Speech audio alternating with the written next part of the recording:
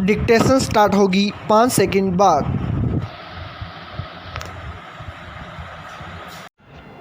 Yes, Kolkata के सरकारी RG कर मेडिकल कॉलेज व अस्पताल में महिला डॉक्टर के यौन उत्पीड़न व हत्या को लेकर देश भर के लोगों में गुस्सा है। घटना की जांच के आदेश दे दिए गए हैं। पश्चिम बंगाल की मुख्यमंत्री ममता बनर्जी ने यहां तक कहा है कि वे मामले की जांच सीबीआई को सौंपने के लिए तैयार हैं, लेकिन सबसे बड़ा सवाल यही है कि हमारे यहाँ कार्यस्थल आखिर इतने सुरक्षित क्यों रहने लगे हैं। अस्पतालों में ऐसी घटनाएं होना ज़्यादा गंभीर है। अस्पताल जैसे स्थान पर जहां मरीज खुद डॉक्टर के भरोसे रहते हैं, वहां कोई महिला डॉक्टर हैवानियत का शिकार हो जाए तो कानून व्यवस्था पर सवाल उठना लाजिमी है। प्रारंभिक जांच में चिकित्सक के साथ बलात्कार की पुष्टि हो गई है। आरोपी को भी पुलिस ने गिरफ्तार कर लिया है। आरोपी अस्पताल से ही जुड़ा संविदा आधारित सिविक वॉलंटियर है, लेकिन कहा यह भी जा रहा है कि इस जघन्य कांड में कुछ और लोग भी शामिल हो सकते हैं। इसे अस्पताल परिसर में सुरक्षा व्यवस्था को लेकर बड़ी चूक ही कहा जाएगा, क्योंकि सुरक्षा बंदोबस्त मजबूत होते तो ऐसी वारदात रोकी जा सकती थी। घटना को लेकर देश भर के रेजिडेंट डॉक्टर सोमवार से कार्य बहिष्कार या धरना प्रदर्शन पर उतर गए हैं। इंडियन मेडिकल एसोसिएशन ने भी आंदोलन की चेतावनी दे रखी है। चिकित्सक समुदाय को भी यह ध्यान रखना होगा कि आंदोलन की वजह से चिकित्सा सेवाएं बाधित नहीं हो। न केवल पश्चिम बंगाल बल्कि देश भर के अस्पतालों के साथ साथ तमाम कार्यस्थलों पर सुरक्षा बंदोबस्त मजबूत हों, इसकी व्यवस्था करनी ही होगी। समय के बदलाव के साथ बड़ी संख्या में महिलाएं रात्रिकालीन ड्यूटी करने लगी हैं। ऐसी कई घटनाएं सामने आती रही हैं जब ड्यूटी के दौरान या फिर ड्यूटी पर आते जाते वक्त महिलाएं समाज कंटकों की कुदृष्टि का शिकार हो जाती हैं। कानून व्यवस्था का खौफ होगा तो कार्यस्थल स्वतः ही सुरक्षित होंगे। महिलाओं की सुरक्षा को लेकर लचर इंतजामों का फ़ायदा उठाकर ही यौन अपराधी सक्रिय होते हैं। ऐसे में कामकाजी महिलाओं को कार्यस्थलों पर ही नहीं, आवागमन के मार्गों पर भी सुरक्षा को लेकर आश्वस्त किया जाना चाहिए। दरिंदगी की किसी भी घटना पर जन आक्रोश सामने आना स्वाभाविक है। जांच में दोषी को सख्त से सख्त सज़ा की आवाज़ें भी उठती हैं, पर जांच प्रक्रिया में ढिलाई या तो आरोपियों को बचा ले जाती है या फिर उन्हें दंडित करने में काफ़ी वक्त लग जाता है। कार्यस्थलों पर पुख्ता महिला सुरक्षा के साथ इसमें चूक बरतने वालों को सख्त सज़ा भी सुनिश्चित की जानी चाहिए। पाई पैरा चेंज।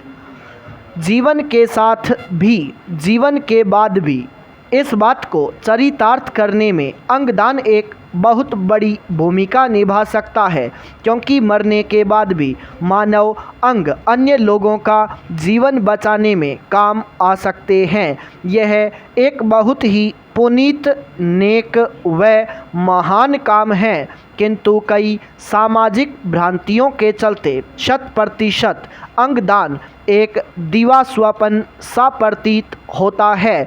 अंगदान के महत्व के प्रति जागरूकता बढ़ाने, लोगों को अंगदान से जुड़ी भ्रांतियों से अवगत कराने, अंगदान के लिए प्रोत्साहित करने एवं अंगों की कमी के बारे में बताने के लिए प्रतिवर्ष 13 अगस्त को विश्व अंगदान दिवस मनाया जाता है। अंगदान 3 तरह से होता है: जीवित अंगदान, ब्रेन डेड दाता एवं प्राकृतिक रूप से कार्डियक डेथ व्यक्ति द्वारा जीवित व्यक्ति के किडनी एवं लीवर के एक हिस्से का दान किया जा सकता है, क्योंकि एक अकेली किडनी एवं लीवर के शेष भाग से अंगदाता का जीवन चल सकता है। वहीं ब्रेन डेड अंगदाता से अंग एवं ऊतक दोनों के लिए जा सकते हैं, क्योंकि ब्रेन डेड व्यक्ति में जीवन की उम्मीद न के बराबर रह जाती है। प्राकृतिक रूप से कार्डियक डेथ वाले व्यक्ति से सिर्फ ऊतकों को ही लिया जा सकता है, क्योंकि एक निश्चित समय के बाद अंग काम करना बंद कर देते हैं। हृदय, लीवर, किडनी, फेफड़े, अग्नाशय एवं आंतें कुछ प्रमुख अंग हैं जो अंग प्रत्यारोपण में प्रयुक्त किए जा सकते हैं। वहीं नेत्र, हृदय के वाल्व, हड्डियां, रक्त नलिकाएं, कार्टिलेज, असिस्त मज्जा, त्वचा आदि को ऊतक के तौर पर लिया जा सकता है। 18 वर्ष से कम उम्र के डोनर होने की स्थिति में उसके माता पिता अथवा अभिभावक की सहमति जरूरी होती है। अंगदाता कुछ संक्रमण जैसे HIV, हेपेटाइटिस, हृदय एवं लंग्स की गंभीर बीमारियों से पीड़ित नहीं होना चाहिए। भारत में अंगदान के लिए मानव अंग और ऊतक प्रत्यारोपण अधिनियम 1994 लागू है, जो चिकित्सकीय उद्देश्यों के लिए अंगों को निकालने, उनके भंडारण एवं प्रत्यारोपण को विनियमित करता है। साथ ही उनके व्यावसायीकरण की रोकथाम को भी सुनिश्चित करता है। सन 2011 एवं 2014 में इस अधिनियम में संशोधित भी किया गया है कि भारत में अंगदान की प्रक्रिया को सुदृढ़ करने व सुचारू रूप से संचालित करने के लिए राष्ट्रीय स्तर पर national organ and tissue transplant organisation एवं राज्य स्तर पर state organ and tissue transplant organisation कार्यरत हैं। देश भर में अंगदान को बढ़ावा देने के लिए सरकार ने राष्ट्रीय अंग प्रत्यारोपण कार्यक्रम भी प्रारंभ किया है। 21वीं सदी में कदम रखने के बावजूद अंगदान के मामले में भारत दुनिया में बेहद पिछड़ा हुआ देश है, जिसके प्रमुख कारणों में अंगदान को लेकर उचित शिक्षा व जागरूकता का अभाव, सामाजिक मान्यताएं, प्रत्यारोपण की उच्च लागत, मांग और पूर्ति के बीच का बड़ा अंतर, ज़्यादातर अस्पतालों में अंग प्रत्यारोपण संबंधी आधारभूत संसाधनों का अभाव शामिल है। अंगदान की राह में आने वाली बाधाओं को दूर करने के लिए सरकार, समुदायों एवं जन सामान्य के समन्वित प्रयासों की अति आवश्यकता है। सरकार को यह सुनिश्चित करना चाहिए कि अंग प्रत्यारोपण की सुविधाएं समाज के कमजोर वर्ग तक भी पहुंच सके। इसके लिए सार्वजनिक अस्पतालों में संसाधनों की क्षमता बढ़ाई जा सकती है।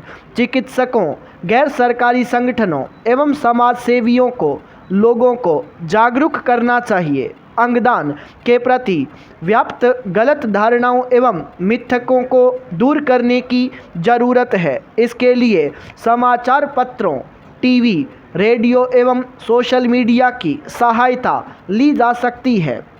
गांव-गांव व गली-गली में नुक्कड़ नाटकों, सभाओं, पोस्टरों व बैनरों के जरिए अंगदान के महत्व के बारे में बताया जा सकता है। भारत महर्षि दधीची जैसे ऋषियों का देश है, जिन्होंने असुरों का संहार करने के लिए अपनी अस्थियों का दान कर दिया था।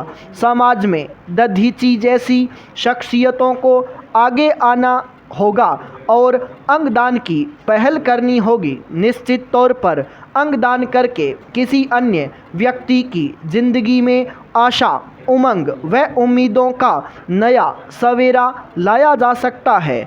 आज अंगदान दिवस के मौके पर अंगदान का संकल्प लेकर दिन को मनाने की सार्थकता सिद्ध की जानी चाहिए। इस काम में संकोच नहीं करना चाहिए। स्टॉप।